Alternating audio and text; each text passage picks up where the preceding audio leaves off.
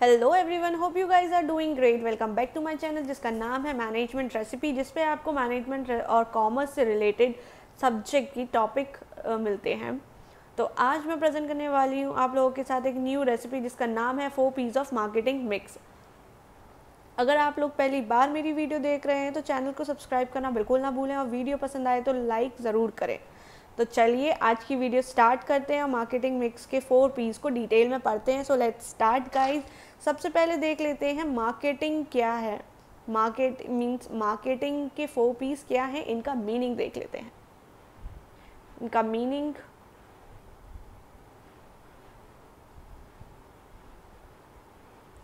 Yes, in a common language marketing mix include करता है multiple area को focus करने के लिए, और वो मल्टीपल एरिया होते हैं 4 पीस, जो कि 4 एलिमेंट है। ये 4 पीस हमें कंपनी के अंदर एज ए टूल यूज़ करते हैं जिससे कंज्यूमर को इन्फ्लुएंस कर सकें प्रोडक्ट को ख़रीदने के लिए।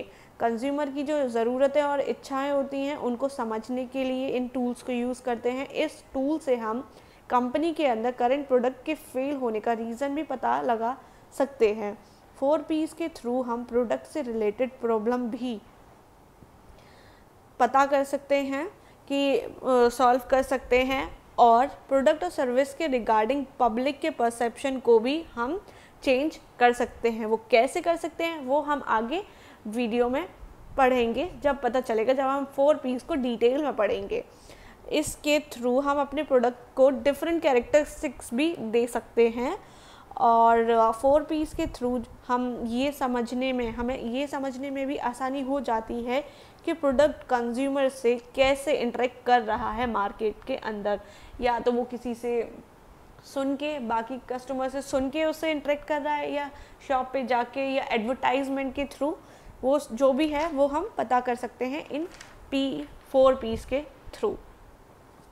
4 पीस ऑफ मार्केटिंग इंक्लूड करते हैं product, price, place and promotion. ये वो एलिमेंट्स हैं जो एक साथ इफ़ेक्टिवली काम करते हैं, प्रमोट करते हैं ब्रांड की यूनिक वैल्यू को, हेल्प भी करते हैं कंपटीशन में सबसे अलग बनाकर।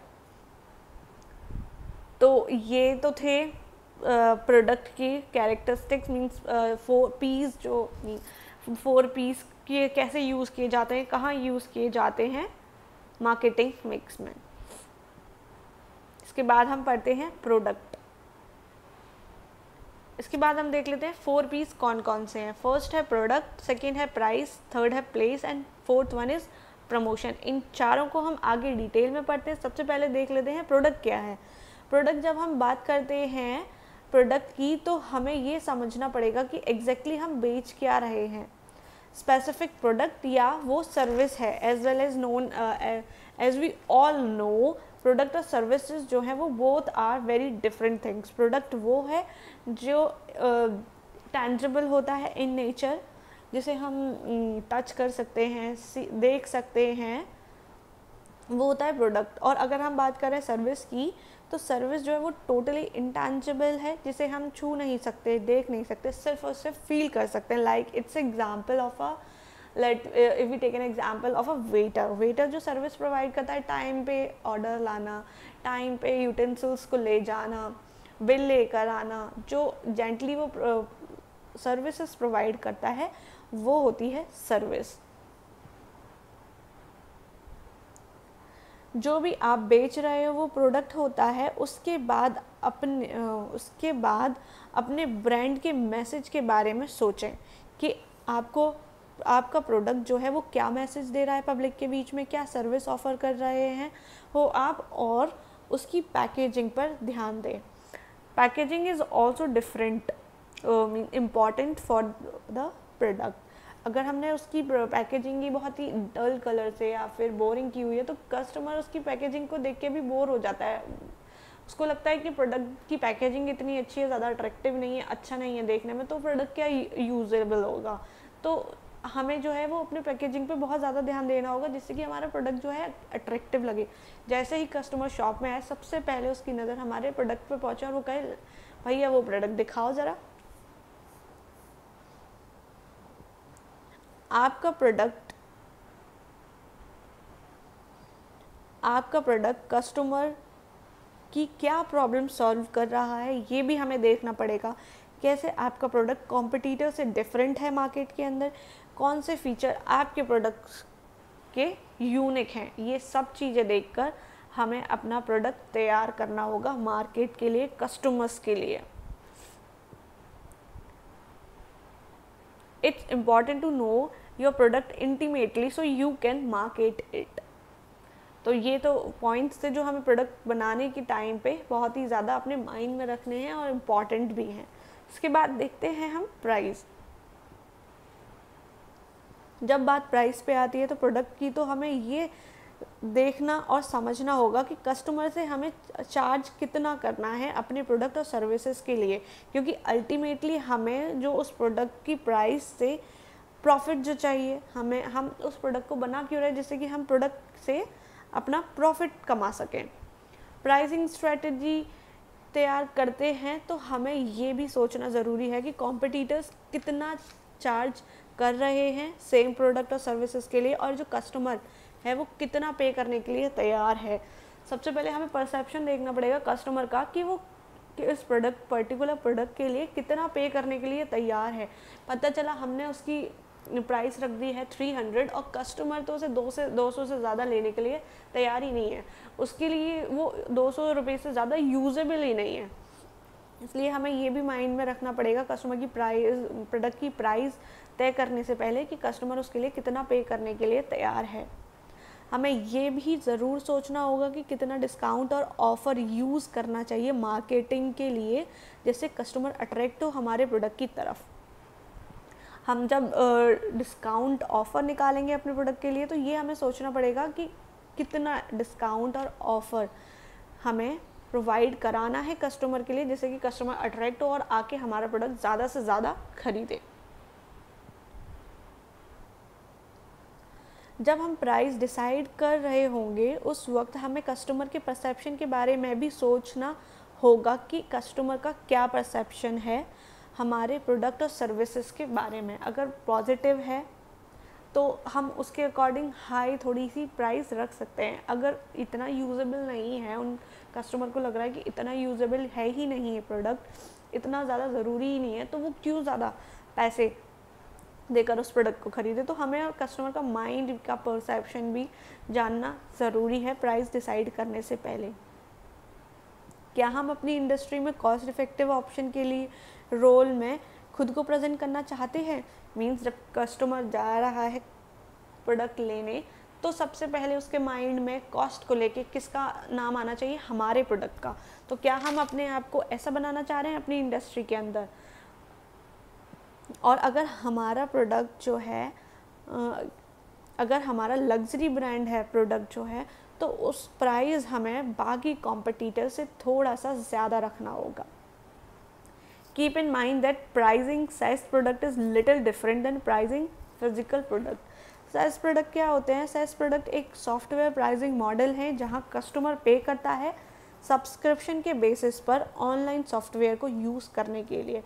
आजकल के टाइम पे कितने सारे ऑनलाइन प्लेटफॉर्म चल गए हैं जिनके सब्सक्रिप्शन के बेसिस पे हम पे करते हैं। नेटफ्लिक्स हो गया और हॉटस्टार हो गया, many online application are using the subscription basis online payment, जिसके बेस पे हम लोग पेमेंट करते हैं और सब्सक्रिप्शन लेते हैं और उस सॉफ्टवेयर को यूज़ करते हैं। ये हमेशा याद रखना ये हमें याद रखना होगा कि जो भी हम लैंग्वेज यूज़ कर रहे हैं मार्केटिंग के लिए प्रोडक्ट की, वो काफ़ी ज़्यादा इम्पेक्ट करती है प्रोडक्ट की प्राइस पे। तो अगर हमने जो लैंग्वेज यूज़ कर रहे हैं वो प्राइसिंग को देखकर यूज़ करें। Next one is place. Place का मीनिंग है कि एक फ़िज़िकल लोकेशन हमारी कंपनी की, पर इसे हम डिफ़ाइन कर सकते हैं एज उस जगह को जहां हम प्रोडक्ट बेच रहे हैं, आइदर ऑनलाइन और ऑन शॉप। वैसे तो प्लेस को अब हम उस जगह को माना जाता है जहाँ पे हमारी कंपनी है, पर आजकल के टाइम पे हम उस जगह को भी हम प्लेस बोल सकते हैं जहाँ पे हम अपने प्रोडक्ट को बेच रहे हैं, या तो ऑनलाइन या फिर शॉप पे। दोनों ही प्लेटफॉर्म हमारा प्लेस है। लोकेशन है हमारी कंपनी की। अगर हम एग्जांपल लें ऑनलाइन शॉपिंग के लिए, तो मिंत्रा की कोई लोकेशन अपना ऑफिस होगा, वो तो उसकी कंपनी की लोकेशन प्लेस है ही, पर जो ऑनलाइन प्लेटफॉर्म पे वो अपने प्रोडक्ट्स बेच रहे हैं वो भी प्लेस है मार्केटिंग का, मार्केट के लिए, प्रोडक्ट को बेचने के लिए। वो जगह जहाँ प्रोडक्ट बेच रहे हैं, डिस्ट्रीब्यूट कर रहे हैं प्रोडक्ट को, वो भी प्लेस होती है। ये हमेशा याद रखना है कि not every place we consider for every product means हर एक प्रोडक्ट को यूं ही किसी भी जगह नहीं बेचा जा सकता है। अगर हमारी टारगेट मार्केट ऑडियंस जो है वो सीनियर सिटीज़न है, तो हमें उसे टिकटॉक पर एडवर्टाइज नहीं कर सकते, कर भी लेंगे तो इट्स टोटली वेस्ट। ये हमें बहुत ही ज़्यादा ध्यान देना पड़ेगा कि हमारी टारगेट ऑडियंस है क्या, हमें कहाँ बेचना है अपना प्रोडक्ट, कहाँ बेचने की सही जगह है हमारे प्रोडक्ट को। ये सबसे ज़्यादा ध्यान देने वाली बात है। पता चला हमारी जो टारगेट ऑडियंस है वो है सीनियर सिटीज़न, वो टिकटॉक यूज़ ही नहीं करती, पसंद ही नहीं करती, पर हम अपना एडवर्टाइज जो है उस प्रोडक्ट के लिए टिकटॉक पे करें, तो इट्स टोटली अ ब्लेंडर और टोटली अ वेस्टेज। तो हमें अपने टारगेट ऑडियंस के अकॉर्डिंग अपना एडवर्टाइज करना पड़ेगा, उसी की तरह प्लेस डिसाइड करना पड़ेगा कि कहाँ हमें अपनी सही जगह चूज़ करनी है। ये बहुत ज़रूरी है कि हम सही जगह चूज़ करें मार्केट करने के लिए अपने प्रोडक्ट को, और जहाँ हमारी कस्टमर मिल सकें। सही डिस्ट्रीब्यूशन चैनल और आउटलेट्स के बारे में डिसाइड करना होगा प्रोडक्ट्स को सेल करने के लिए।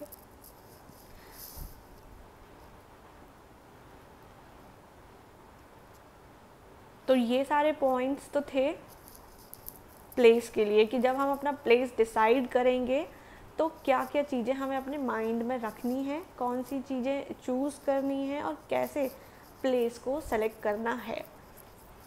तो अब है प्रमोशन करने के लिए हमें क्या क्या चीज़ें अपने माइंड में रखनी है और क्या क्या चीज़ें इम्पॉर्टेंट हैं। Promotion is the last P of the 4P, so let's start. Promotion bread and butter होता है मार्केटिंग का। ये जब करते हैं तो तब हम अपने प्रोडक्ट को पब्लिसाइज और एडवर्टाइज़ करने का सोचते हैं। ये जब यूज़ किया जाता है प्रमोशन, जब हमारे माइंड में आता है कि अब हमें अपने प्रोडक्ट को पब्लिसाइज और एडवर्टाइज़ करना है, मार्केट के अंदर अवेयर करना है कस्टमर को अपने प्रोडक्ट के रिगार्डिंग। हमें ये भी डिस्कस करना होगा कि हमारा ब्रांड क्या मैसेज दे रहा है, क्या अवेयरनेस फैला रहा है मार्केट के अंदर। जो हम अपना प्रोडक्ट लेके जा रहे हैं मार्केट के अंदर, तो वो कस्टमर के माइंड में कैसे एक मैसेज बिठाएगा, क्या अवेयरनेस क्रिएट करेगा पब्लिक टारगेट ऑडियंस के दिमाग में। तो ये भी बहुत इम्पॉर्टेंट है, हमें चूज़ करना पड़ेगा प्रमोशन से पहले। जब प्रमोशन की बात आती है तो हमें ध्यान रखना है कि communication is the most important thing for promotion.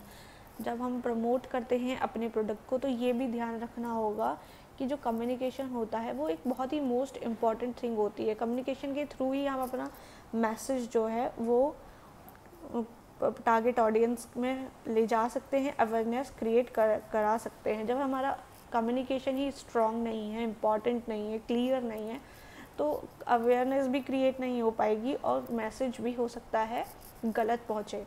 क्या मैसेज पहुँचा रहे हैं पहुँच रहा है हमारी टारगेट मार्केट में, और कैसे हम बेस्ट तरीके से प्रमोट कर सकते हैं अपने प्रोडक्ट को अपनी टारगेट ऑडियंस में। ये भी हमें ध्यान देना पड़ेगा प्रमोशन से पहले। हमें ये सोचना पड़ेगा कि कहाँ, कब और कैसे प्रमोट करेंगे अपने प्रोडक्ट को, कौन सी हमारी टारगेट ऑडियंस है, कब हमारी टारगेट ऑडियंस कलेक्ट हो सकती है, और किस प्रमोशन के टूल से, मार्केटिंग के टूल से हम अपने प्रोडक्ट को प्रमोट करें, जिससे कि हमारा ब्रांड निकल कर आए और कस्टमर्स के माइंड में अपना मैसेज क्रिएट कर सके, अपनी जगह बना सके।